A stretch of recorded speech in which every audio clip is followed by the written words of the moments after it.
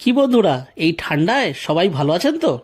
তো বন্ধুরা, আজকে যে রেসিপিটা আমি আপনাদের সাথে শেয়ার করব সেটা হচ্ছে চানা মশালা। এটা কাবুলি চানা দিয়ে তৈরি করা হয় এবং এটা বাঙালিরা তো এখন খায়, কিন্তু অবাঙালিদের একটা খুব ফেভারিট ডিশ। তো চলুন রেসিপিটা শেয়ার করি।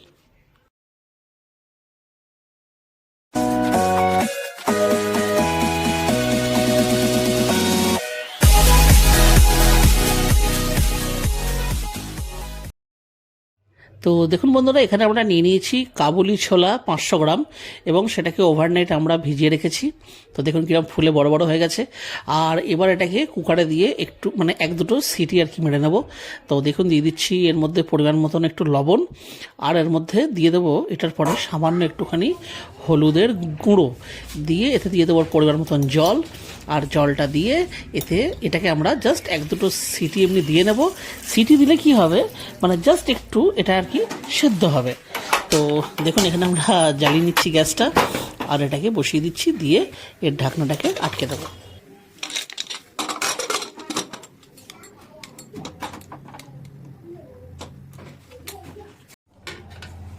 তো দেখুন যতক্ষণে আমাদের ওই ছোলাটা সেদ্ধ হচ্ছে, এখানে আমরা নিয়ে নিয়েছি টমেটো।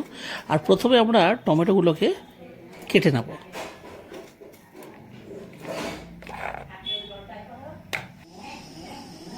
তো দেখুন এখানে টমেটোগুলো আমাদের কেটে রেডি করা হয়ে গেছে, আর এখানে দেখুন এটাও সেদ্ধ হয়ে গেল।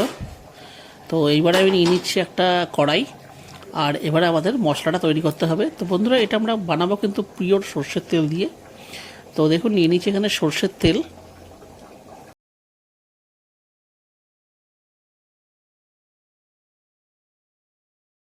তো দেখুন এখানে আমরা দুটো আলুকে ছোট ছোট করে কেটে নিয়েছি, আর এখানে এটাকে আমরা নারকোল দিয়ে তৈরি করব, সামান্য নারকোল দেব। তো এখানে দেখুন আমাদের কাছে একটা খুব কচি একটা নারকোল আছে, এটাকে আমরা এতে এই যে চানা মশলা যেটা তৈরি হচ্ছে এর মধ্যে এটাকে আমরা কিন্তু ব্যবহার করব। তো বন্ধুরা, এখানে দেখুন তেল গরম হয়ে গেছে, আর আমরা প্রথমে এতে আলুটাকে ভেজে তুলে নেব।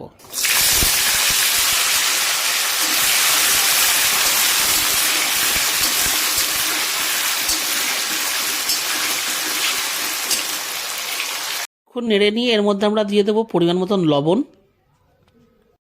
আর দিয়ে দেবো সামান্য একটুখানি হলুদের গুঁড়ো, দিয়ে এটাকে একসাথে মিশিয়ে আলুটাকে দিয়ে ভালো করে ভেজে এটাকে আমাদেরকে তুলে রাখতে হবে।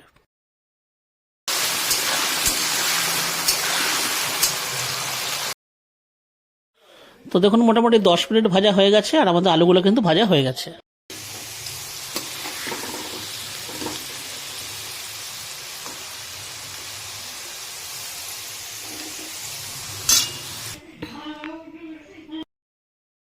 তো দেখুন বন্ধুরা, এখানে আমরা ফাইনালি আলুটা কিন্তু ভাজা হয়ে গেল। এবারে এই তেলেতে আমরা ভেজে নেব বাদাম। হ্যাঁ, এতে বাদাম আলাদা করে দেব না, তবে এটাতে বাদামের দরকার আছে। সুতরাং আপনারা প্লিজ রেসিপিটা দেখতে থাকুন।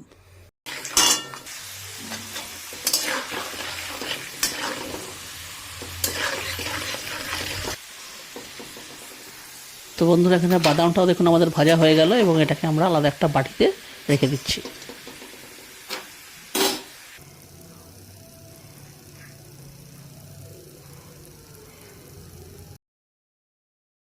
তো বন্ধুরা, যে টমেটোটাকে আমরা কেটে রেখেছিলাম সেই টমেটোটাকে এবারে মিক্সিতে দিয়ে এটাতে একটা টমেটোর পিউরে তৈরি করে নেব। তো দেখুন এখানে টমেটোর পিউরে বা পেস্ট রেডি হয়ে গেছে, এটাকেও আমরা আলাদা করে তুলে রাখছি। তো বন্ধুরা, এখানে আমরা ফাইনালি বাদাম ভাজা যেটা ছিল সেটাকেও আমরা এটা একটা পেস্ট তৈরি করে নেব, বাদাম বাটা।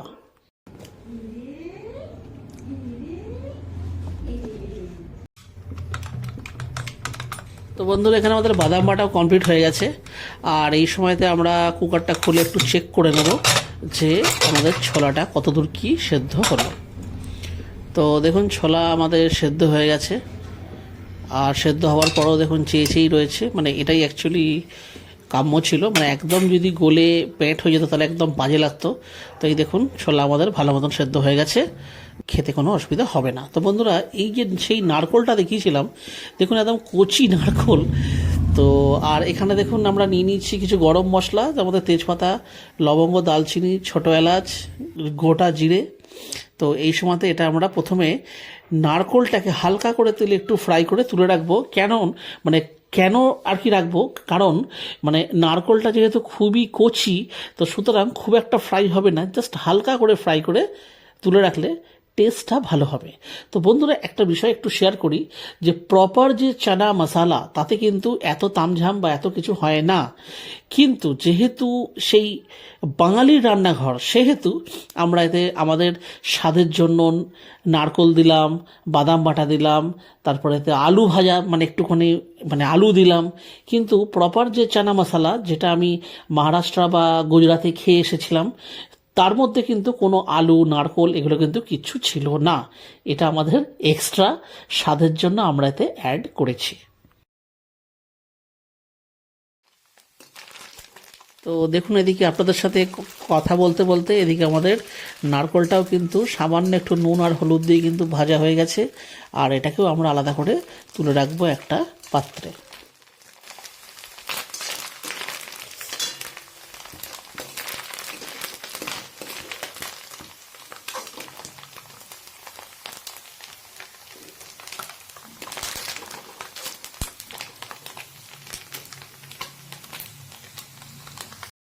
তো বন্ধুরা, এই সেম তেলেই আমরা প্রথমে দিয়ে দেব গরম মশলাটা।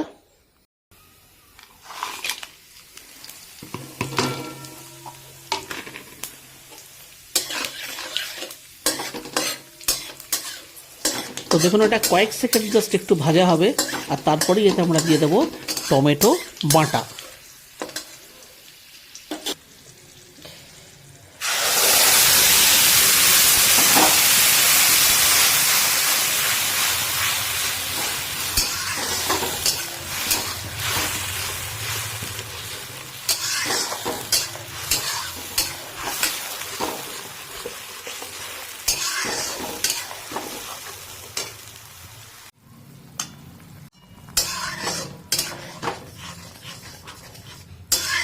তো দেখুন বন্ধুরা, এইভাবে আমাদের প্রায় এটা কিন্তু 10 মিনিট হয়ে গেছে। দেখুন, এটা কিন্তু হাই ফ্লেমেই হচ্ছে।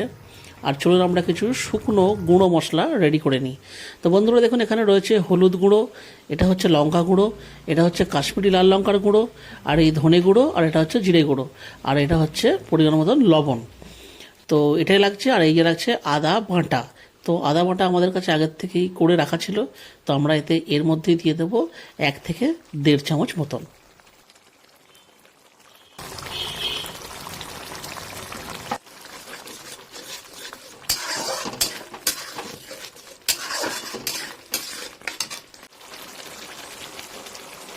তো আদা বাটা দিয়ে আমাদের 5 মিনিট মতন একটু ভাজা হয়ে গেছে। আর তারপরে দিয়ে দেবো আমরা শুকনো যে সমস্ত মশলাগুলো আমরা রেডি করে রেখেছিলাম, সেই মশলাগুলো এর মধ্যে দিয়ে ভালো করে এটার সঙ্গে এইবারে কিন্তু বন্ধুরা একটু ধৈর্য ধরে কষতে হবে।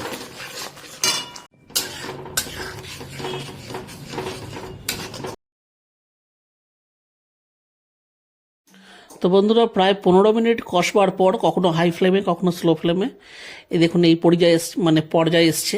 আর এই সময়তে আমরা দিয়ে দিচ্ছি বেটে রাখা বাদামটা, দিয়ে এটার সাথে ভালো করে মিক্স করতে হবে।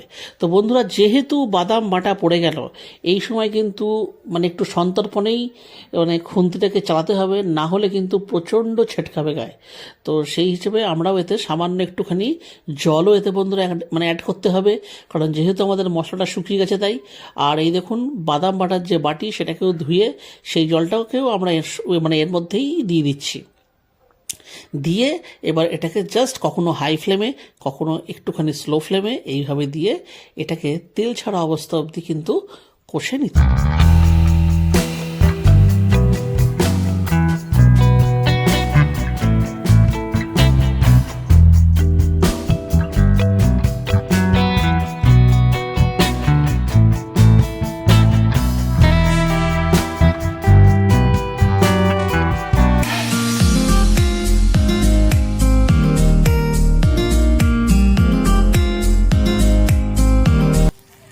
তো বন্ধুরা দেখুন, বাদাম বাটা দেওয়ার পরে প্রায় 15 মিনিট কখনো হাই ফ্লেমে কখনো স্লো ফ্লেমে করে এই দেখুন এই পর্যায়ে এসছে। দেখুন তেল দেখুন সাইড দিয়ে দেখুন ফিটফিট করছে, আমাদের কিন্তু মশলাটা হয়ে গেছে।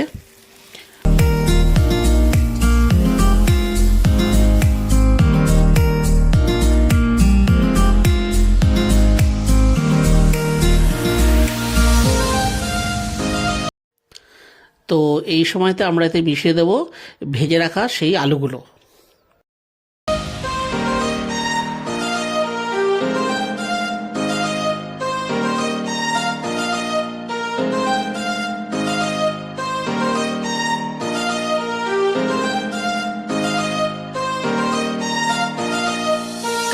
তো দেখুন সেই ভেজে রাখা আলুগুলো দিয়েও মশলাটার সাথে বেশ কিছুক্ষণ কিন্তু কষানো হয়ে গেল।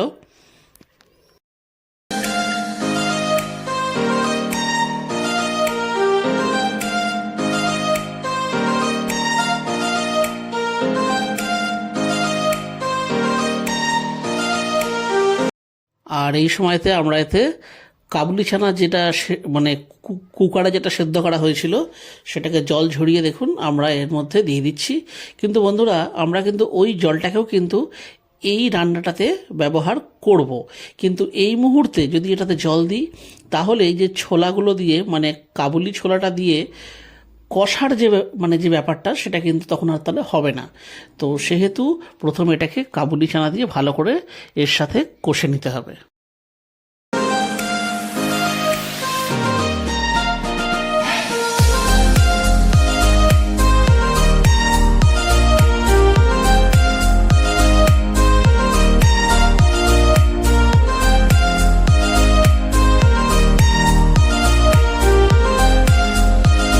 তো বেশিক্ষণ নয়, 5 থেকে 7 মিনিট দেখুন এটার সাথে কিন্তু কষা হয়ে গেছে। আর এবার সেই ছোলাটাই সেদ্ধ করে রাখা সেই জলটা ওটাকেও আমরা এর সাথে দিয়ে মিশিয়ে আর ভালো করে জাস্ট আবারও কিন্তু কষতে হবে হাই ফ্লেমে। কেন না, এই যে ধরুন যে কাবুলি ছোলা এটা দেখবেন সেদ্ধ করলে এটার একটা মানে একটা সেন্ট এমন একটা আসে মানে যেটা খুব একটা ভালো নয়। তো সেটাকে কভার করার জন্যই কিন্তু আমরা নানা রকমভাবে গরম মশলা হোক ঘি হোক দিয়ে সেটাকে আমরা মেনটেন করি। কিন্তু এইভাবে যদি একটু অল্প অল্প জল দিয়ে কষা হয় তাহলে অনেকাংশে কিন্তু সেই ছোলা সেদ্ধর যে একটা গন্ধ ওটা চলে যায়। তো এই যে দেখুন নারকোল, এই যে ভেজে রাখা নারকোল এটাকেও আমরা এই সময়তে এর মধ্যে মিশিয়ে এটাকে ভালো করে মিশিয়ে দিতে হবে। দিয়ে এটাকে ভালো করে মিশিয়ে এর সাথে কিন্তু কষতে হবে এবং বেশিক্ষণ নয়, এই যে দেখছেন ফুটছে, ব্যাস এই সময়তেই আমরা দিয়ে দেব জল। তো বন্ধুরা আমরা বানাচ্ছি অ্যাকচুয়ালি চানা মশালা।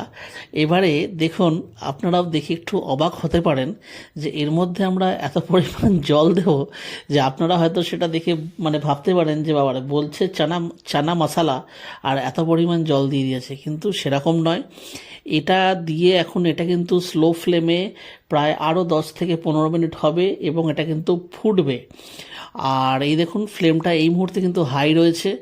তো এইভাবে ফুটতে ফুটতে যে মানে যেই আর কি এটা ফুটে উঠবে আমরা কিন্তু এটাকে এইভাবে ছেড়ে দেব না, ঢাকা চাপা দিয়ে দেব। তো দেখুন বন্ধুরা জাস্ট 15 মিনিট পর আমি আপনাদের দেখাচ্ছি। দেখুন দেখুন এই সময়তে মিশিয়ে দিতে হবে গরম মশলা আর একটু এক্সট্রা ফ্লেভারের জন্য এখানে বন্ধুরা আপনারা নামাবার আগে ঘি একটু ইউজ করতে পারেন। আমরা এখানে করেছি কিন্তু এটা অপশনাল ছিল, মানে আপনি কিন্তু এটাতে ঘি ব্যবহার নাও করতে পারতেন, কিন্তু আমরা কিন্তু করেছি। আর দেখুন বন্ধুরা প্রথমে যে পরিমাণ জল ছিল সে পরিমাণ জল এখন আর নেই, এটা আরও বসে যাবে। তো এই যে সেই আমরা ইস্কন মায়াপুর গেছিলাম সেই ঘি এখনও চলছে। তো এই ঘি আমি এর মধ্যে দিয়ে দেবো এখন 1 চামচ। আর ব্যাস তারপরেই কি আর বলবো, উফ, এই ঘিটা পড়ে যাওয়ার পরে এর যে স্বাদটা হবে মানে আকাশ ছোঁয়া একটা স্বাদ হবে, মানে গগনচুম্বী। তো দেখুন এর মধ্যে মিশিয়ে দিয়ে এবারে আর বেশিক্ষণ এটা কিন্তু হবে না, এটা এইভাবেই এই মুহূর্তে আমরা কিন্তু এখানে ছেড়ে দেব এবং আবার এটাকে আমরা ঢাকা চাপা দিয়ে রেখে দেবো। কেন রাখবো, কারণ এই যে দেখুন গ্যাসের ফ্লেম এখানে আমরা অফ করে দিচ্ছি, নাহলে কিন্তু ঘিয়ের যে গন্ধ স্বাদ সেটা কিন্তু চলে যাবে। তো বন্ধুরা দেখুন এখন হয়ে গেছে খাবার সময়, আর খাবার সময়তে দেখুন দেখাচ্ছি, দেখুন কি সুন্দর কালারটা এসছে। বন্ধুরা একবার চিন্তা করুন যে পরিমাণ জল দিয়েছিলাম সেখান থেকে কোন জায়গায় এসছে। তো যাই হোক বন্ধুরা, এটা আজকে আমরা খাবো হচ্ছে লুচির সাথে। তো বন্ধুরা এটা কিন্তু ছোলার ডালের লুচি। তো এখন বাজে হচ্ছে রাত্রি 9:15। তো দেখুন আমরা ফটাফট এখানে লুচিটাকে বেলে আর লুচি ভেজে আর ব্যাস এটার সাথে আমরা এনজয় করব। তবে বন্ধুরা এটার সাথে আমাদের আরও একটা আইটেম হয়েছে, সেটা হচ্ছে সাদা আলু ছেচকি, যেটা হয় আর কি ঘি আর ওই হিং দিয়ে। তো কারণ এই যে এত পরিমাণ যে মশলা এটা হয়েছে চানা মশলা, এটা যেহেতু এটা প্লাস এটা যেহেতু আর কি রাত্রিবেলা, সুতরাং এটা অল্প অল্প খাবো। কারণ খুব একটা বেশি জিনিস খুব একটা বেশি চানা মশলা যদি রাত্রিরে খাই তাহলে রাত্রিরে মোটামুটি ভুলভাল এই স্বপ্ন দেখতে পারি। তো চলুন, এটা আমি এনজয় করছি। আর এই যে দেখছেন কি সুন্দর সুন্দর লুচি। তো বন্ধুরা সাধারণত দেখুন এখন এই শীতকাল বলেই কিন্তু এত কিছু খাওয়া যায় বা খেলে হজম হয়ে যায়, কিন্তু গরম পড়ে গেলে কিন্তু এইগুলো তখন রাত্রিবেলার ডিনারে তো বাবারে কখনোই নয়। তবু মাঝে মধ্যে তো খাওয়া হয়েই যায়।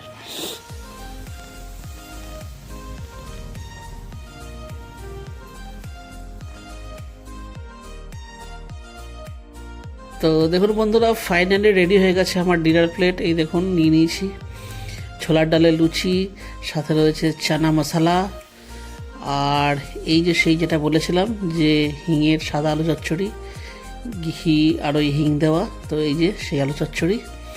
তো বন্ধুরা এটাকে এই মুহূর্তে বাজে হচ্ছে রাত্রি 9:30, আর দেখুন আমি দাদাগিরি দেখতে দেখতে এই লুচি আর এই চানা মশলাটাকে এনজয় করছি।